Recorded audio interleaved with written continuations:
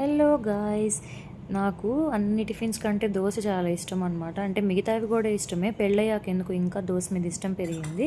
ఎప్పుడైనా దోశ పిండి లేనప్పుడు ఇలా సగ్గుబియ్యం నేను ఒక 4-5 అవర్స్ నానబెడతాను అనమాట పెరుగులో.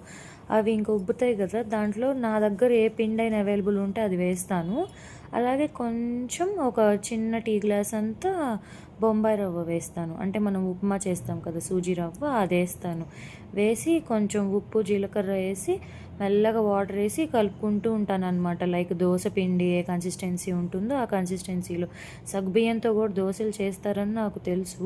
ఈ మధ్య యూట్యూబ్లో వెరైటీస్ చూస్తున్నాను, కానీ ఇది నేను చాలా కాలం నుంచి మా మమ్మీ దగ్గర తింటూ వచ్చాను అనమాట.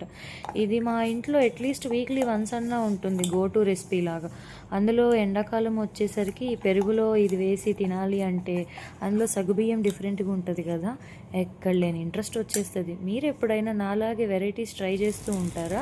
ప్యాన్ పైన ఆయిల్ గ్రీస్ చేసి ఇలా దోశలాగా పోసి రెండు పక్కల కాల్చడమే అనమాట. కొంచెం మీడియం ఫ్లేమ్లో పెడితే మెత్తగా ఉంటుంది, ప్లస్ లోపల కూడా అంతా ఉడుకుతుంది. పిండి అంటే మీరు బియ్య పిండి అయితే కాదు, జొన్న పిండి కానీ, గోధుమ పిండి కానీ, రాగి పిండి కానీ, ఇంకేది ఉన్నా వేయచ్చు. మేమైతే ఇలా ఏదో ఒక పికిల్తో సర్వ్ చేసుకొని తింటాము. మరి మీరే పికిల్తో తింటారు? Do comment and subscribe. Bye.